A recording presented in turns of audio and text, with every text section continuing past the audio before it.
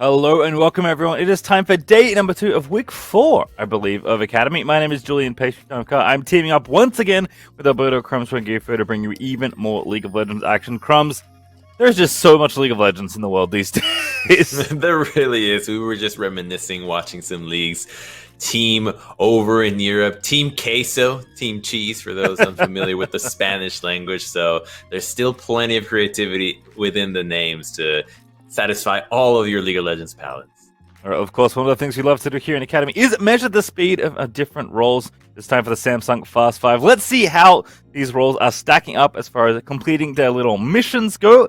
Fastest CS, fastest 100 CS for top, fastest level 6 for jungle, fastest mythic, fastest to 10k gold, and fastest item transformation. We said it last time, probably have to say it again. Diamond, don't think he's getting caught there at 557 on the item transformation, but it does seem like bot lane has been shaken up a bit. Both Team Luke and Luga pretty close there.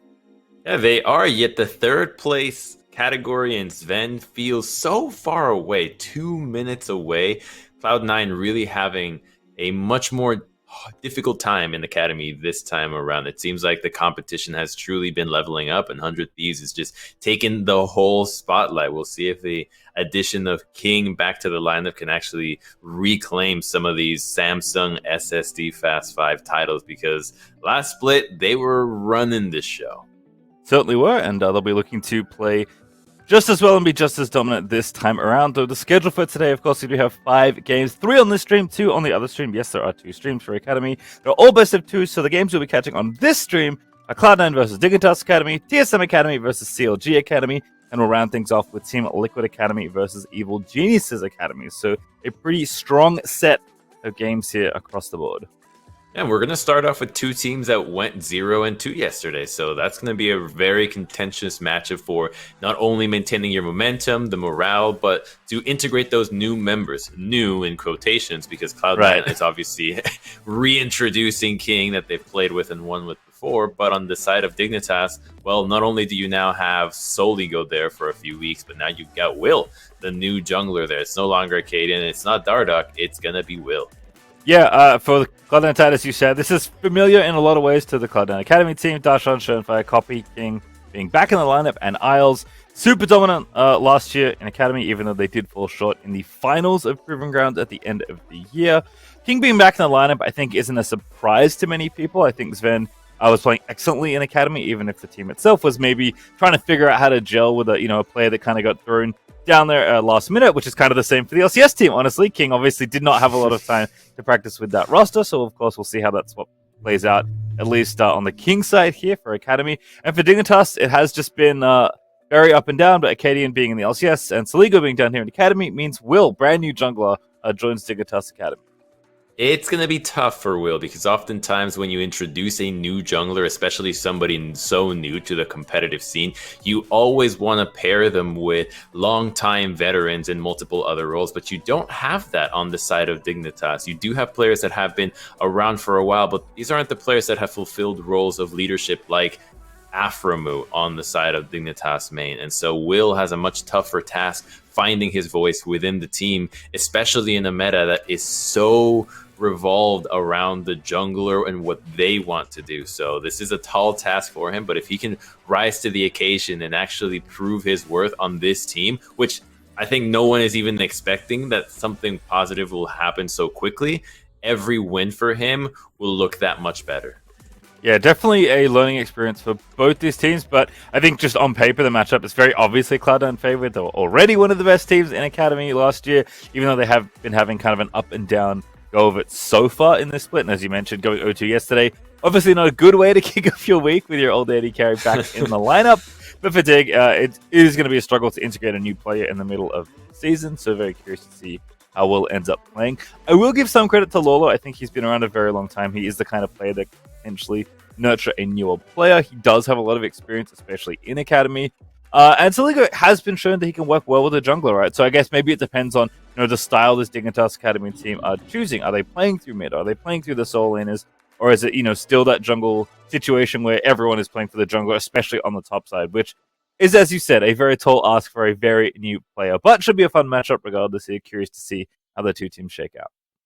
I think that because of how close the matches were between 100 Thieves and Cloud9, they'll obviously still be favorites, like you mentioned. And it looks like that favoritism would still go further than just the fact that it is Cloud9 against Dignitas, since the losses that Dignitas took to FlyQuest didn't really feel like they were that close. They did have some nice outplays. They were able to stay relatively close when it came to kills, but it's that synergy that often dictates vision and the pace of the game between the jungle and the support that felt most absent in Dignitas, the one that you can expect to be the most necessary and most absent when you just bring in a new jungler to synergize with the support. So that synergy between those two has to be cleaned up as quickly as possible in order to secure a strong mid game that sets vision up for the rest of the team to play around. Right, and I know last week when I was here, you were telling me that, Cloud9 typically comes out strong and then sometimes falters and has had a lot of 1-1s, right, in the early weeks. Last time I saw Cloud9, they were smacking people around going 2-0 very easily by the looks of things. So this might be more on that side of the matchup, but Cloud9 do still have a few things to adjust for here.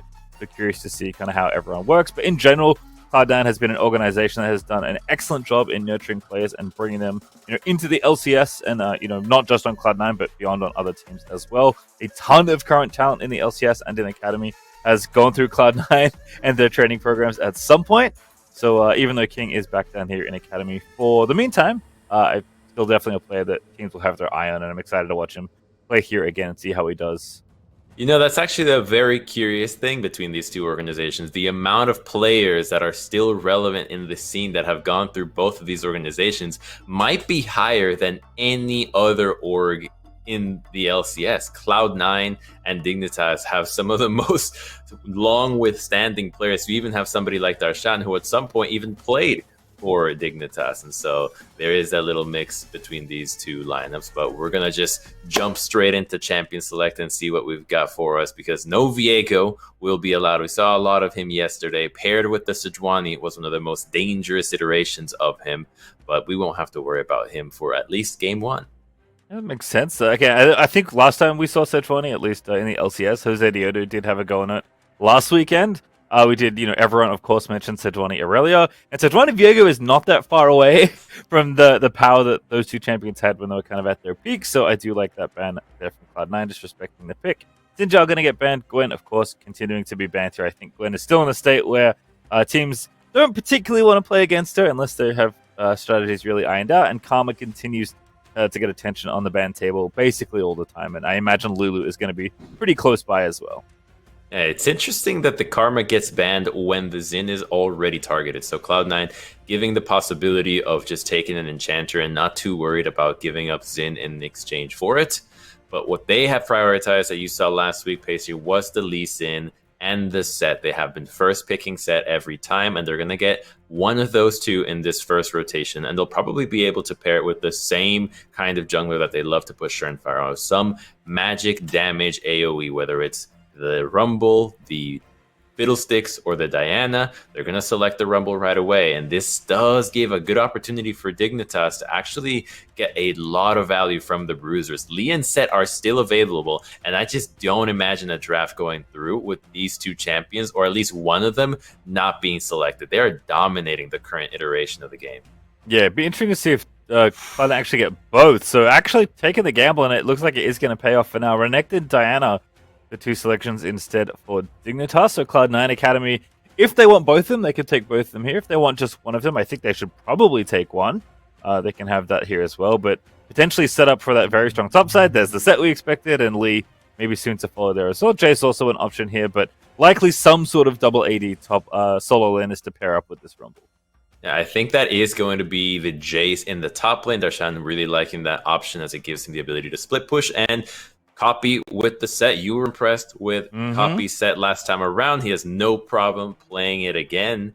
And I'm surprised that Lee Sin hasn't been selected just yet, because the fact that Dignitas is prioritizing the Renekton tells me that they're just wanting the guarantee picks. They don't really want to rely on something that has a higher burden of execution. And that's exactly what you get out of something like the Wukong as well. Right? The Wukong, very easy to pull off in a team fight. You just dash in, and he's going to have a fine matchup into the Jace. So both teams going ignore the Lee Sin. I don't know if I have seen a draft this entire split where Lee Sin was not banned or picked, but we're getting it here. Yeah, quite possibly, or quite probably, I guess. But we'll see what happens as the draft continues on. I do like the setup here. I feel like Wukong and Renekton are good friends with Diana as far as wanting to dive with her. Diana, of course, doesn't really get out when she starts initiating a team fight. And of course, there's that classic mix of 80 solo laners and AP junglers that we've seen a ton of here. Phase 2 bans though, Varus out for Dig, Senna out for C9 Academy. Senna definitely a champion that I think more teams will be paying a bit more attention to. She fits very well with the kinds of strategies that are happening on the top side, and just like a super solid AD carry that I think got a buff relatively recently as well. So if the enemy team has good Senna players, you typically want to keep Senna out of their hand, especially if their supports are good with gold, because you do get the option of giving the supports even more gold to play with as well, which is even worse for you usually. We used to think that you could just ban out the TK and then you could ignore the Senna ban, but then we saw from Huhi busting out the Ziggs in the bottom lane, and so if teams get inspired from that one, they could take Senna into a whole different dimension. So maybe they were even thinking, could there be a possibility of the Wukong Senna lane from way back when the Mad Lions played that in the bottom lane to success in playoffs? So I think that the Senna is just something that is holding the floodgates of the possibilities of experimentation in the bottom lane that you just don't want to take, especially when it could be selected for red side. Yeah, Ziggs is a great call. We've seen Rumble before. We can get Set. We've seen Galio recently. Like, there's just... True. Center is the reason all these things are good, so I think banning Center is the correct way to attack that possible problem. Thresh, Kalista, the other two bans, by the way. So some expected bottom lane targeting here on either side. Dig, as a result, took Ezreal in Phase 2 to kick things off, and Isles is predictably taking it Nautilus, and we'll see what King wants to play in this game.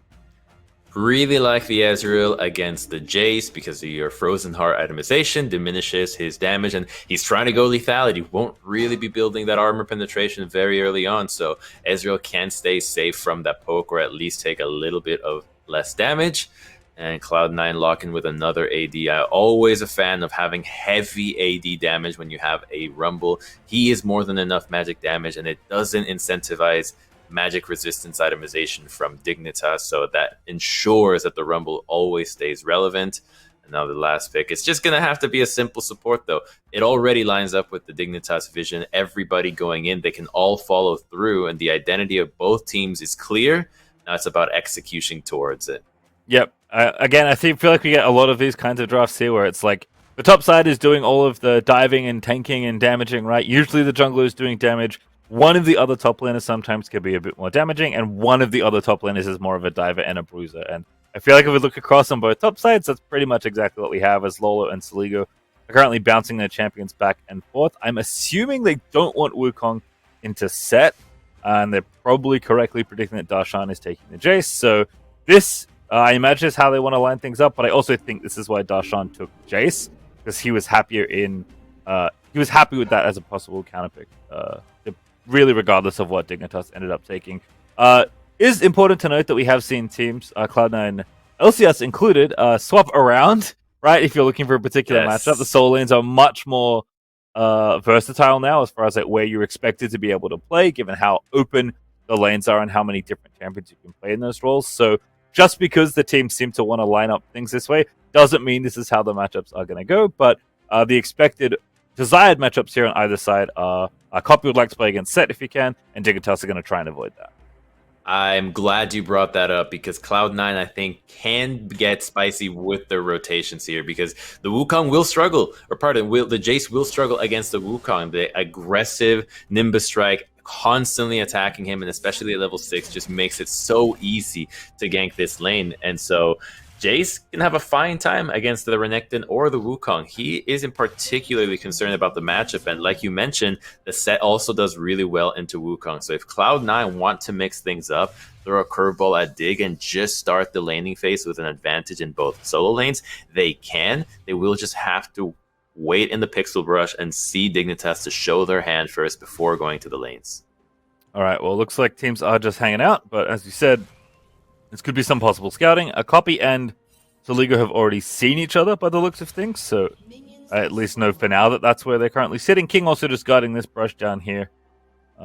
near the bottom of the river. Spawn also guarding his jungle entrances, so it doesn't seem like either team is interested in poking into the enemy jungle early, and based on this positioning, it doesn't look like any late invades are happening. In fact, Schoenfire going to call up his buddy King. I guess it's nice for them to be reunited again. They are longtime friends and now teammates in many ways, but King is going to do the nice thing and help leash for Schoen here to kick things off. Getting help for the jungler on one side, but Will is not getting any help, and he is pathing towards the bot side, so we might actually end up with some early action incentivized from the jungle pathing, since Wukong would like to be playing aggressive into the Jace, and so if he is dealing with a jungler pathing in his direction and not receiving any help from his own, Cloud9 would be interested in being aggressive early in one side, while having King and Isles play defensive in the bottom lane. Well, I think... I'm not sure you're going to get that wish, at least at level 1, is they're already getting a hook down there for Isles and getting aggressive. Copy, they're here in the mid lane. Set versus Renekton. Set typically pretty good against melee champions, but Renekton definitely can happily fight you. Nice Q there from Saligo. Gets the empowered buff there by having enough rage. I will say, though, in general, Copy Set was amazing last time I saw Cloud9 Academy playing. Copy as a player I'm very excited for as far as his development, both in Academy and potentially beyond. Super talented, was at Scouting Grounds last year, and certainly is looking good and at home here in this roster. Yeah, and I think that Copy has been cited by Darshan as one of the players that has just seen so much growth. Initially, it felt like a player that was always struggling in lane, but finding plenty of avenues to team fight around. And I think Set is exactly the champion that actually allows you to not only succeed in lane because of his base values and abilities being so good for not only staying alive, but setting up your allies, but also for assisting in exactly what he was good at, just participating in team fights and roaming early across the map. So he's now going to push in this wave. It frees up Schoenfire to go for an invade, just to see what Will's jungle path is. So Liga should be fine. Gank by Schoen. I didn't think it was going to do much there, but actually, Poppy finds the pull and actually gets Saligo quite low. This lets them now invade the jungle together. A nice little extension of the play. In fact, there's no jungle to take, and they probably know this, so they're diving top lane instead. Oh, yeah, that timing is beautiful. Renekton does have teleport. Does he save for the dive coming top? I think you'll have to. Yeah, you have to go in, and now Cloud9 just walk out. Perfect. Get the summoner spell there. Schoen takes a bit of damage. Oh, actually, the pullback there. He's going to get Lolo a bit low, but the copy is okay. Saligo now fighting. Does get the stun onto Darshan, but no real follow-up there. So Cloud9, they'll take it. They'll push this wave in. Schoen's going to help Darshan make sure that happens. Will is roaming up the river here, so Schoenfire and Copy might have to be a little bit careful because they are getting pinched right now, but Copy just going to walk on through. Probably figures he can get out this way because Will doesn't have help close enough. Oh. Yeah, that's coming too. 3v2 collapse, but... Oh, actually, remember Diana can now dive on you. Been a long time now since her ulti was her only gap close. Moving on to her E, but it does look like Cloud9 are going to avoid any potential fights there, which is nice for them, although Will, to his credit, does at least get the Scuttle Crab as a result of this play. That was a nice response out of Dignitas, saving the teleport, making sure that the Diana would be ready to cover, because she was just power farming the whole time, and even JJ was able to roam from the bottom side all the way to mid, and now Will actually gets to go back to his Krugs and do another rotation of camps before basing. So all in all, though, that move by Cloud9 does get answered by Cloud9 well, and it does position Diana significantly ahead of Schoenfire. Yep. Well, that TP for Saligo is maybe the only thing to look for here, because Copy still has access to his, but it does look like he's going to use it to re-enter mid lane here, so it's going to be basically a wash at the end of it all. Darshan, though, now that he's had a bit more free time in the 1v1, he is absolutely smashing Lolo in the 1v1 right now. He's up like 2.5 waves, and it's only getting worse, and if another wave builds up, oh no. Now 3 people here, Copy going to have to flash, but I don't think he can move! Isles is in there to try and save him, but it's first blood over to JJ. Now Isles going to be in trouble. Only level 3 Nautilus will get out safely, but Copy just with a very gritty TP, rightly punished by Dignitas. Could be entirely avoided by just teleporting into the turret as the wave was already pushing into him, and now he's going to miss out on that whole wave. There's no one on Cloud9 to even catch it, but because they showed 3 members there, Cloud9 feels like they can go for an answer top. Yeah, no one to save them here, but Will with perfect timing onto Darshan, who is going to have to flash away. Flash in for Will there, wants the kill onto Darshan, takes a bit of damage there in return. Lola can't really help, but Will waiting for the cooldowns to come back up. On we go for Lola, but he gets turned around on, and Will this can't finish it off. Schoenfire lands a harpoon, almost gets another Saligo coming in. Does have the stun, but gets poked up by Darshan, and Cloud9 get away with one there. That was so close. Dignitas had the read. They had members answering, but instead of letting the Jace retreat with the Rumble, they felt like they could commit further since Lurlo had the flash again. First, though, we're going to go back to the mid lane before we get excited about that one. Look at the T-tours that we're getting off this one. Now, this is an epic shot. And it just kind of felt like every support was just waiting. This was the problem. And just like a lion in the bush, just waiting for the one gazelle to spread away from the pack. TPs into the middle of the bush, into the savannah with no one nearby. I mean, I am going to put that one on copy, but I do wonder if Iles' potential roam maybe baited him just a little there. You know, thinking that, oh, I can bait him into the 2v1, and if it's a 2v2, we still win, and unfortunately didn't account for JJ's roam as well. Bottom lane, though, Shernfire is here at it again here, doing decent damage. But Will's already level 6. Here comes Diana, pops the ulti there. Shernfire gets exploded. Will's popping off as Spawn grabs kill number 2, and now King just has to run away. I am loving what Will is doing this game. He really benefited from those early shenanigans that Cloud9 was trying. Knew he had to take advantage of the level gap that he currently has. And Rumble being level 5 just cannot answer this. Diana did so much work in that counter gank. And that's because the jungle route has been so beneficial to her. She just gets to path now wherever she wants. All the camps are available. This was her first respawn and already as a Hextech alternator, so the burst is just unexpected for Cloud9. Yeah, Will's early game has been excellent so far here. They're definitely going to be set up nicely here in the mid game. We'll watch this one again. It looks good for Cloud9 initially. Shernfire again with a good gank timing. Shernfire not being level 6 makes this gank a little bit less as exciting as it could have been, since JJ and Spawn do have flash. The bottom lane has not been the place of action this whole game, and so even attempting that gank without those ultimates felt like JJ and Spawn would have been able to escape if they just burned their summoners. So just trying to shove away the Dignitas bottom lane ends up backfiring big time for Cloud9. And again, Shern going for another gank here. This time does have level 6, but Poppy missing the face breaker means that there's nothing there to really get onto Saligo. King also extremely low here in the bottom side. Isles with a nice hook, but Spawn with a great buffer. Both Ezreal and Trist actually have shown some nice little mechanics there as Lolo's getting 1v1, but Darshan has to know something's wrong. Nice little spin there for Lolo to continue to bait him in, but Will's going to try and finish off. Ooh, Darshan took a tower shot. Definitely ill-advised, but Will cannot find the angle. Shernfire roaming up as well, so Darshan going to maintain his lane lead here as bottom side King looking a little fragile once again. He's scared. Spawn has his ultimate, but it doesn't feel like he has enough mana to actually shoot it. Here he goes. Catches him. Oh. Good damage, but not enough. 40 HP there for King. Has to flash out of the Leona ulti, though. So a nice little combination there from JJ and Spawn. Do get a summoner out of King. Well worth the investment. Brutal. King has set to stay in that lane since that gank in the bottom, and it was a Nautilus return, so his health has never quite recovered from that. We'll finally recall, but Dignitas is going to get more plates. It's going to get value for the Ezreal, who's been laning with the Tyr and the Zeal, the Sheen this whole time. So Dignitas having a really good time in a lot of these lanes, trying to set up Lorlo, and despite the fact that he's losing lane by CS, the jungler is continuing to help him out, and only that single death won't be the end of the world for him, since he'll always be able to contribute to these fights with his ultimate. So it's looking good for Dignitas thus far. With a Diana getting fed, this is a champion that feels like you can always count on to carry a game if the early game goes well for her. All right, well, here we are 10 minutes through. Dignitas up almost 2,000 gold, which is nice. If Darshan didn't have the lead he did, it would be even bigger there for Dig, but he's certainly doing well in his 1v1. Copy does find the facebreaker onto Saligo, but Saligo happy to duel there with both supports roaming up to mid lane once again. JJ was ready if something was going to happen, but Will going to take this space and look to invade here. Shernfire, they're going to maybe turn it around, but I don't think you can fight Diana 1v1. Will, though, eating a lot of damage at top side. It's Darshan once again onto Lolo.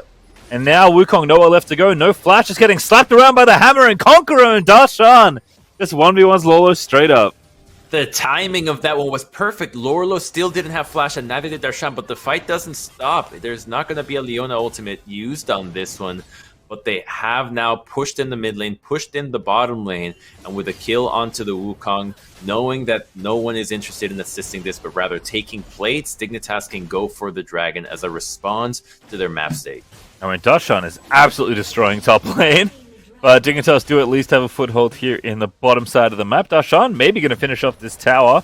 Wave's not going to arrive in time, although it's actually pretty close. So I take that back, but Lolo being back is going to be the real reason the defense can happen. Darshan wants to go back and spend the gold he's earned instead. Still, you know, a little under 3 minutes left for Darshan to come back, finish off the tower, get all the plates, get that gold. He already has Eclipse finish, Crumbs. Oh, man.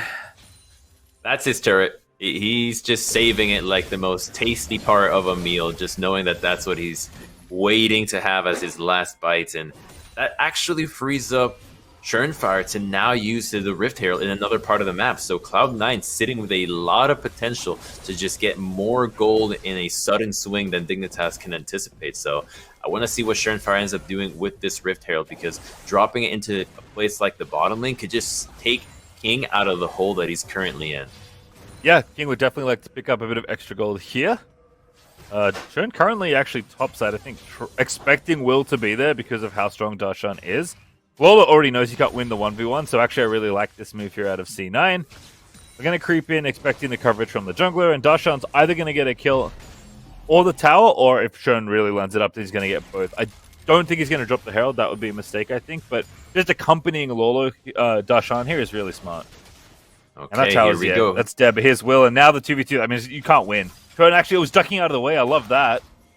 But no fight starting here. Darshan going to play it a little bit safer. Will is pretty strong. Does have the Hex Tech Rocket Belt finish on their side. Soligo now going to roam in. Will looking for the angle, but not going to find it. Unfortunately, Copy not having Prior means that this topside play is actually a little bit trickier for Cloud9 than it might first appear. Has to give it up. Copy just made it back, but TP coming in. Flash past him. Facebreaker in. Now Darshan going to assist in the middle lane. TP coming in on the other side. Darshan getting the damage down. Eclipse procs, but not enough damage. Here comes Lolo getting in there with the ulti. Spins around onto Churn. Leona ulti's good, but Isles trying to run interference.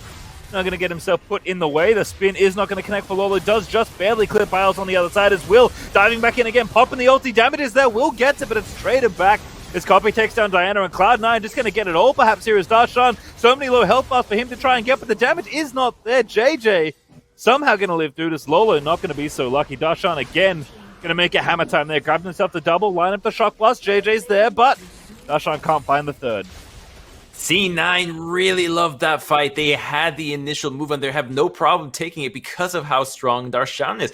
Dig feels like they're in a similar boat because there already was the Hex Tech Rocket Belt completed out of Will, but Rumble still offers plenty of value, knocking Will into the equalizer, forces him to flash away, and they still have a numbers advantage. And meanwhile, both supports are just struggling to get each other before the fight happens, or have so much crowd control between themselves that they're saying, no, you don't get to make it into the fight first, using so much of their spells against each other.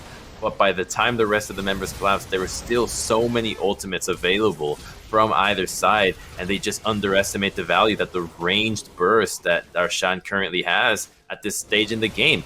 The lethality early on is gonna add more value than the Rocket Belt, and so Darshan just cleans up. Yeah, I can't believe JJ actually lived, to be perfectly honest with you, watching it back. I believe that was a 3-for-1 or 3-for-2 in favor of Cloud9 at the end of it all. Rift Herald was also dropped mid, by the way, as you did see in the picture-in-picture. That was enough to take out mid-outer. I believe Darshan also got a plate off that tower because he was there in mid before that replay started. So Darshan has collected 5 plates worth of gold for himself. He's 4-0-1 on this Jace with this Eclipse finish at breakneck pace. I mean, oh my god, look at that gold lead in top lane.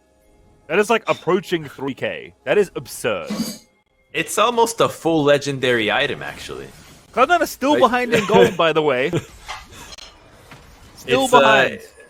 Every other lane but Darshan is behind in farm, in levels, so it's going to be up to Jace to carry. But the good news is Darshan has carried many games before in the past by himself. And so this lead is something that I think Cloud9 can really count on, but they'll have to play around him because Dignitas is aware, as long as we take a fight where the Jace is not involved, they should be winning it with flying colors. So it's going to be up to Darshan to be able to rotate over and assist the team, especially with Poke, and up to Dignitas to either gank Darshan with multiple members, since he's still very squishy as a Jace, or for them to simply look for fights and engage quickly while he still doesn't have teleport. Yeah, I mean, Spawn also doing pretty well here, has the Divine Thunder finish, has the cooldown boots, 1-0-1 now for the Ezreal is pretty nice, but it does feel like this game, funnily enough, is one of the oldest players versus one of the newest players, all right? It's Darshan versus Will as far as who's carrying in this section of the game. Diana's still very potent. Will only get stronger, but unfortunately the same is true for Jace wherever he wants to visit. 5v4 right now in mid lane. Isles just barely missing Will there with that hook. Looks like the Dragon is the thing the teams want to play for here. Cloud9 interested in this first Ocean Drake. Darshan has grouped up. I mean, is really interested in trying to land these poke. They can't afford to just switch things over and go for a Rift Herald if they give up too much vision. But you'd love to see value out of the Eclipse and how strong Darshan is. But instead, they will take that trade. They don't want to position themselves and get corralled by Dignitas. When they went to mid lane as 5 members, Dignitas gets to fan out into the jungle and take multiple sides of river that could potentially threaten and engage from multiple angles. And when you're dealing with hard engage, flanking you at the same time, that is a recipe for disaster. If they can take an easy trade instead that won't guarantee their death, they're happy with that. Yeah, I agree. It's just a little too risky to take a team fight versus that comp. So they'll just play the trades instead. It is really going to be a lot about Darshan in these side lanes and how Dignitas can fight engages as a team through the rest of this mid game. So Darshan does get another tower that actually puts the gold to about 500 between the two teams. Soligo going to make it about 1,000 ahead for Dig after he takes down this bottom side tower. So Dignitas still ahead in gold, but not by much given where they were. And again, the gap in top lane is so unbelievably large that Lola's really just going to have to, find a decent team fight ulti and avoid the Jace at all costs. Copy here onto Soligo. Isles down as well. Copy gets him out of the dash here. Now going to line up the ulti angle, but the minion wave's pretty beefy. Only Isles here for the CC is nice, but the damage, do they have it here? Soligo does have the Ignite on top of him, so Copy should be able to finish this off, but needs one more. Gets the Facebreaker after the flash, and does get the kill. Really nice team up there from Copy and Isles. And that gank happens because Dignitas still has spent their time just getting back out on the map after taking that dragon. There's nothing that they're currently taking just yet, and now they're going to try to make a counterplay onto King, but he's got cleanse and rocket jump. Yeah, it does cleanse a little late, but still rocket jumps out at the end of it all. JJ going in, Schönfire trying to finish him off. Great little dodge there out of Schönfire on the Ezreal ulti, but over here to Rumble can't do much. Oh, but here comes Darshan. This pokes down poor Leon, and now Spawn's going to have to get out of there. It does flash out of the ulti from Diana, though, so Darshan only TPs in for one and blows both sums to grab it, but this does keep the initiative in favor of Cloud9. Nice move by Cloud9, using Darshan's teleport to flank once Dignitas already commits the hard engage. It did come at the cost of a flash, and Dignitas is now answering with a double TP. Double deep TPs here, Soligo the target, relatively beefy though, but Lolo has to reinforce quickly, not fast enough. Lolo instantly has to leave there. Bit of an error in calculations there out of Dignitas, and now Lolo just spinning away, trying to line something up, but the TP's coming back in. The second ulti's out. Darshan is low, but not dead. Will trying to dive in there, gets himself picked up by Shern. Copies here to finish off, and Spawn's going to trade his life for the fed. Jace does get 2 kills in the process, but doesn't feel worth it here. Dignitas feeling a little desperate, even though the game is much closer in gold than it looks like they're playing. This fight just never ends, and it does feel desperate because Darshan had already committed the flash, so the opportunities to take him out would have presented themselves much later down the line. Instead, they feel like they have to go in. They burn multiple flashes to take him down, and it was a 900 gold bounty that Spawn just claimed. So it's a lot of money going his way, but burning those flashes can come to bite them back, since Cloud9 also has their engage tools that they can use to lock down somebody like Spawn or even Will within an equalizer. So the whole sequence of events just starts from the teleport advantages that either team has, and here Soligo unfortunately just isn't calculating that he doesn't have the ultimate. He just burned it getting picked on the side, and the rest of the team is just so far away. He wasn't going to join up. He just gets blown up instantly, and then because Darshan takes out this path through the river, that's the opportunity that Dignitas sees as potential for actually flashing onto him and taking him down. It was so close. It was sad that Will was not able to get it on his own, and here it is, just killing the Jace. Ooh, Schönfire trying to zone them off there. I kind of like it, but the tower not going to be much defense. Darshan dead to Soligo. 5 people. No, 4 people. Wukong tricked me. 4 people in the top lane. Does take out Darshan. It is a tricky ability for sure. The Wukong is always a confusing champion. I mean, half the time, I don't think I've ever ignited the correct Wukong. It's kind of the same thing as the LeBlanc. That champion is very deceiving. And don't even get me started on the likes of a Nico, because that just, yeah, will not go there. But That is exactly what I was talking about in how easy it would be to punish Darshan on the side lanes afterwards. When he doesn't have flash, when you get it burned, it's still like an AD carry that just has a lot of burst. The Jace is not itemizing defensively. He never will. So overcommitting for that fight in the mid lane ends up being something that Dignitas does claim a bounty, but they're getting even more value out of it. And with that kill now, they feel like they can pressure the mid lane and get some vision to set up for this next dragon. The objective of a Mountain Soul would be huge in stopping how strong Darshan can be. The lethality would be weakened, and you'd have an extra shield to diminish the initial poke if it hits. Yeah, I think Dig actually, thinking a little bit more about that play, it might have been unfair to characterize their play as desperate. If nothing else, like Darshan was worth a lot of gold, and the gold went to the right player, right? Spawn is absolutely the person you want to collect that bounty, and he was the one that got it. Now Cloud9 getting poked up by this 2-item Ezreal. Muramon has already transformed. So Dignitas is just going to send them off here, and Cloud9 can't do anything but go up mid, maybe threaten Baron here, but this Mountain Soul is coming on pretty quickly on the Dig side. Very easy win condition for them to play to as they do take that third dragon. And Cloud9 just don't have time for this Baron. So again, it is about Darshan to the side lanes here, because I think Cloud9 eventually will hit a point where they'll be happy team fighting, but that point hasn't come yet.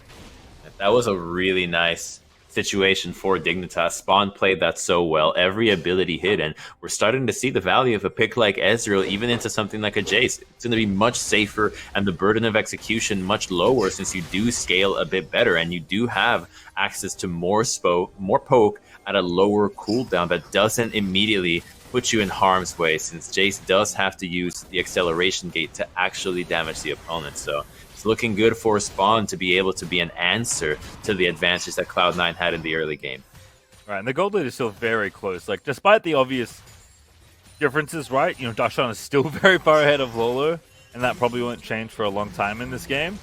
The overall gold is even, right? And Dig do have gold in the right places. So especially if they can avoid or even take out Darshan in key moments, this Dragon Soul is going to be more than enough an advantage to help Dignitas through kind of the later part of this mid-game here. So whether it's Darshan team fighting and poking, or whether it's him just perma pushing a side lane and giving Cloud9 some agency on the map, which I think is the thing they've really been lacking, as Dig have bundled up together as a 5-man unit and just pummeled Cloud9 in the last few engagements. Cloud9 are going to have to figure out, how they want to play with their strength, because Set's getting a bit stronger. Tristana's getting there, but really needs 3 items to get things going. And Rumble's like not even close to item number 2, right? So Fernfire is a bit of a way away from being a super potent threat, whereas Will on the other side already has 2 items and is building towards the third as well. So I don't know how Cloud9 want to execute on their current game plan. Darshan does have 3 items now, so again, even stronger, but Cloud9, I think, recognize that they do have to at least contend for this Baron here, because Dignitas, they don't want to fight them 5v5, but you are forced to fight them around that Baron, whether Darshan wants to or not. Yeah, and Darshan is now currently grouping up with the team, since there's not going to be a safe position for him to push against the Wukong. Even though he's so far ahead of Wukong, Wukong can still threaten a gank setup for anybody else on Dignitas to show up. So he's going to be in harm's way if he actually commits. Some good poke out of Dignitas as Cloud9 is grouping up, and now will allow Wukong to push down into the bottom. If Cloud9 is forced deep into their own base, Dignitas is going to be able to shove multiple waves, both top, mid, and bottom, and there's no vision around the Baron. It's going to put pressure on Cloud9 to be active on the map, and that could be exactly what Dig needs to set up a trap, get a pick, and just snowball this game once and for all. Alright, well, Darshan pretty close to the transform. As I say it, Muramana does indeed become its fully evolved self in Darshan's inventory. Spawn has 3 items as well, so like Ezreal is very online, right? Only going to get stronger from this point, but he's good with 2 items, is even better with 3. Schönfire here going to go ahead and take the blue buff. Why not? Doesn't really go anywhere else. Jace would be the other, probably the best target, but Jace is busy on the bottom side of the map, so Schön instead takes it out away from the enemy, as his Gromp does get stolen out by Soligo. Dignitas are, I think, playing smart here, right? They still have Lolo's 2P they can lean on. Lolo knows not to fight Darshan 1v1, but can at least keep tabs on him there and keep the wave pushing in the other direction. If Darshan is grouped with his team, which he's kind of inclined to do because Dignitas' Baron threat is so high. Not necessarily because they take it quickly. I think they're okay at doing damage to Baron, but The threat of the 5v5 that Cloud9 might have to take is kind of the bigger reason why Dignitas are so free to take over this top side of the map and go from there. And also they have a Dragon Soul to play for in a minute 5, so they'll happily trade the first Baron for their first and only Mountain Soul of the game. Yeah, and they're happy to take these trades because they count on their team fighting later on. There's a lot of wombo damage coming in that can instantly blow up the Cloud9 members. Darshan still needs to group up to get value from his own itemization, from the advantage that he has, and also to not be in harm's way, to threaten a gank onto him, because he goes down, Dignitas can just walk up, but here goes Cloud9 going after JJ, just walks out. Ulti out of Shern's okay, bit of a slow there from Darshan's Seralda's Grudge, and the poke is nice on the other side, but Spawn is the problem, right? You can't really get to this Ezreal.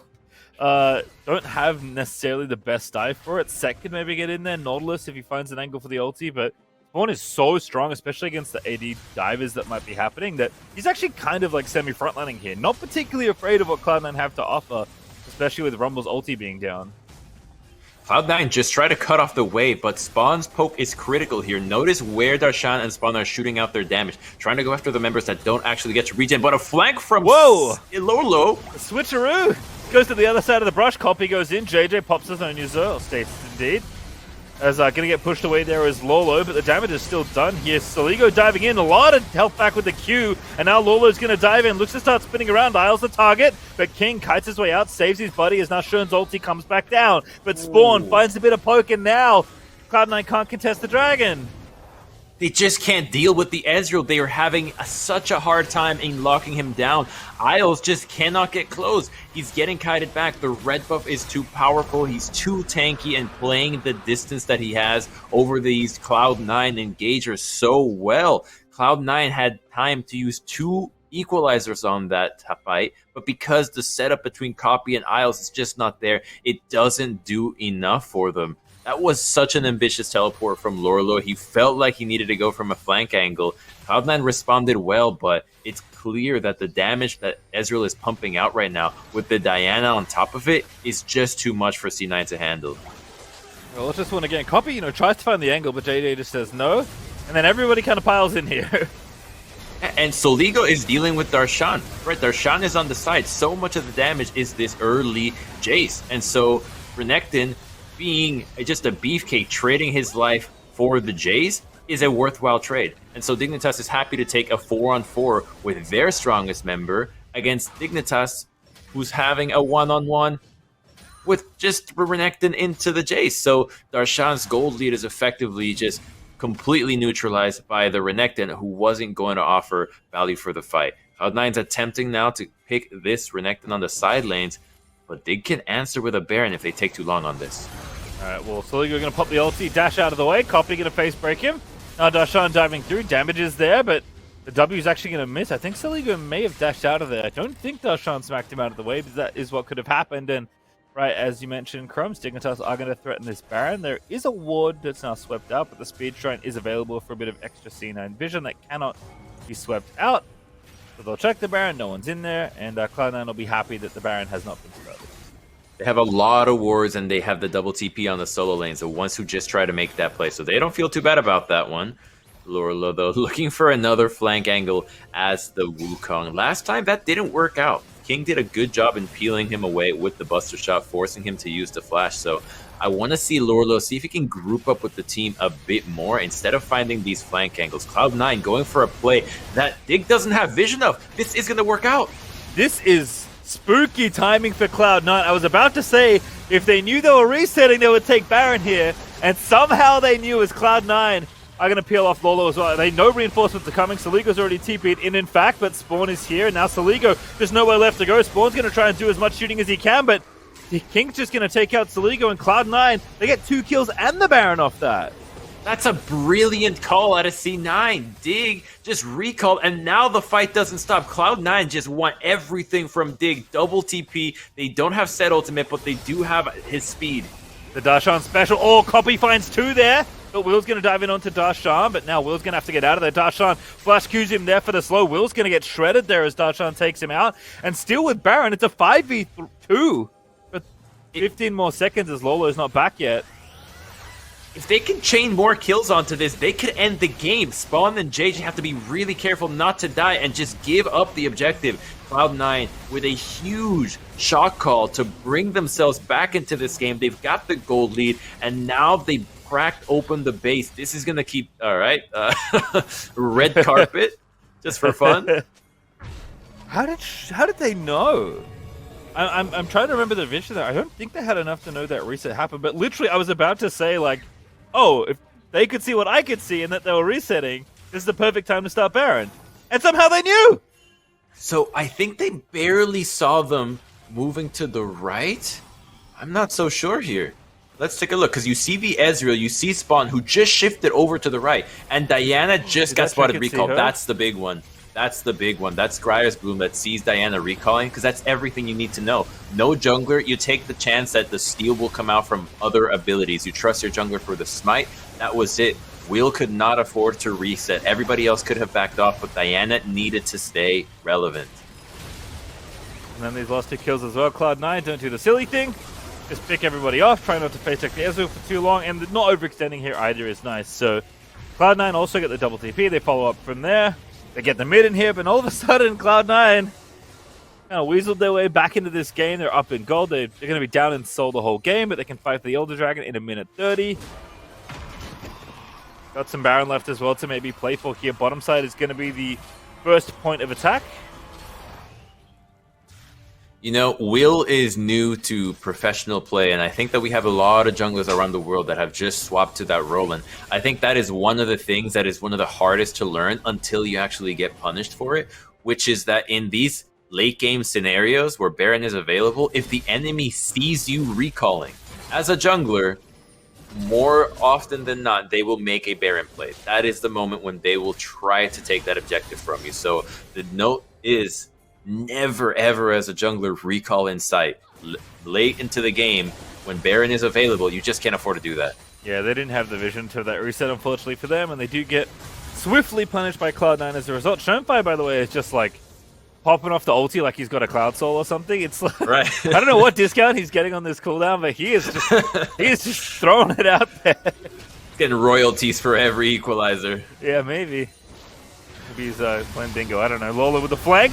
Good angle there. King now going to jump out of the way. He's the target here for Cloud9. And now Copy also running amok there in the front side there. And JJ just a little too low. King almost getting taken up by Saligo, but not enough yet as Lola now going to try his hand at diving in. But Dignitas still winning the fight easily as Spawn is left unchecked and King is running the wrong way home. The flank from Lorlo finally works out, and now they're just going to chase down Darshan just after Cloud9 had just made a great play. No 1v2. Not this time, Darshan. It's the 1v5 Penta last time I saw you.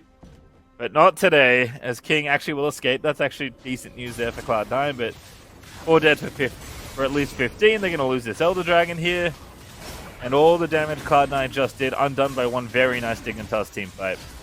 It was a great flank, but you know, Pastry, I gotta point out to the place that we were just laughing about a little bit earlier. I wonder how different that fight would have looked had there been an equalizer to lay on top of this, because Dignitas, after seeing that be used in the mid lane and no damage bit stuck to them, have no problem just throwing their bodies into the fight. A lot of knockups from Lorlo. Diana gets a good engage, and there's just so many melee champions standing in front here that you wonder if there was an equalizer, could that have helped King and Darshan kite back once the initial engage went out? I think so. They lose the Elder from it, but it doesn't feel like Dignitas is still set up to actually siege from it. So we're still in a stage where these team fights aren't quite deciding the game. They're just getting the objectives that are slowly amounting to these teams being stronger and stronger when they meet each other again. And I hate to pick on him because I love the boy, but King is playing uncharacteristically sloppy this game. That's the second cleanse I've seen where it's just so unbelievably late. Like, Saligo found him in that team fight, hit W, and King cleansed like after the CC had already worn off. Like, I'm not sure what it is. Maybe it's like just readjusting. Maybe it's, I don't know, maybe warming up. Who knows? But King needs to be the one to carry these team fights, right? Cloud9 don't really have other good team fight options unless Copy and Shonefire can combine for a massive Rumble ulti combination. So the 4-item Triss is the one that's doing all the damage here. We can see what Spawn's doing on the other side for Dig.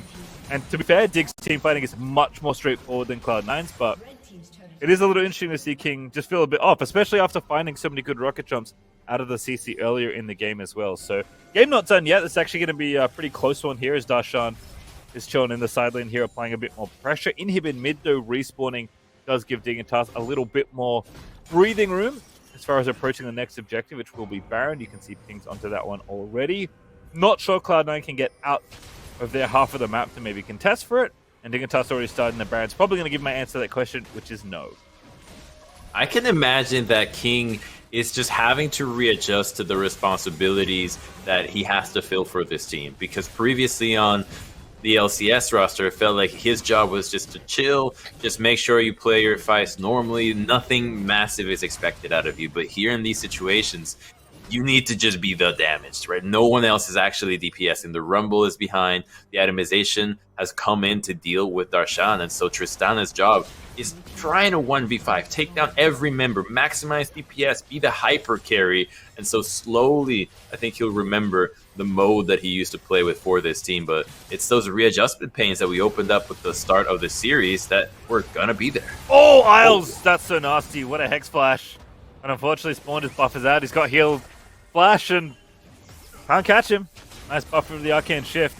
I mean, clicking the Nautilus ult, he wasn't going to do anything. Soligo, they're a little too far forward. King looking for it, but does not go for the reset. Dignitas just biding their time. Split pushing all three lanes. Lolo finishing off the tier 2 will grab it.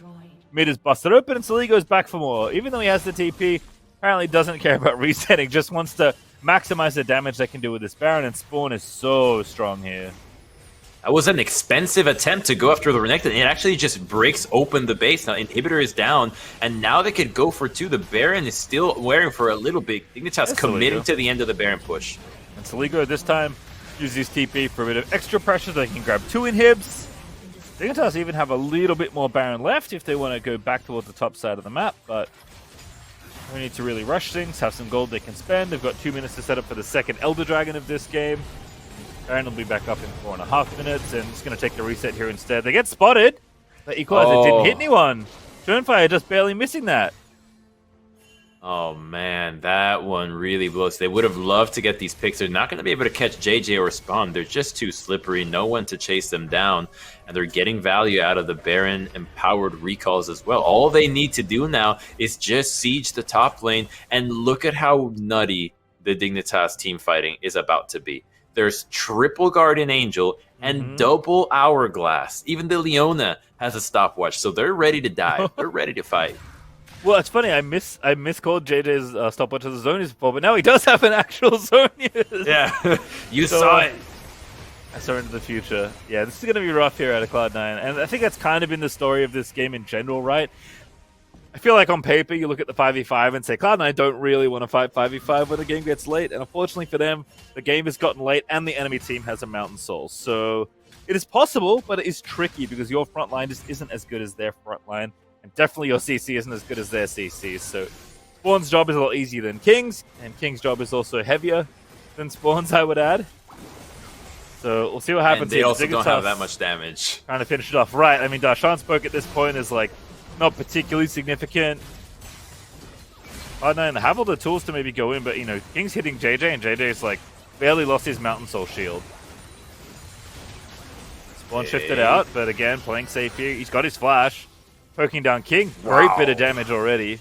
And this Inhib's just dead. Spawn is just unafraid. He's got GA, he's got flash, shift back up as well. Leona ulti's just getting thrown out there, you know, because why not? Dignitas starting to celebrate here as they've taken all the Inhibs out of Cloud9's base. Now they can fall back to the Elder Dragon and force a, you know, impossible choice out of Cloud9 Academy.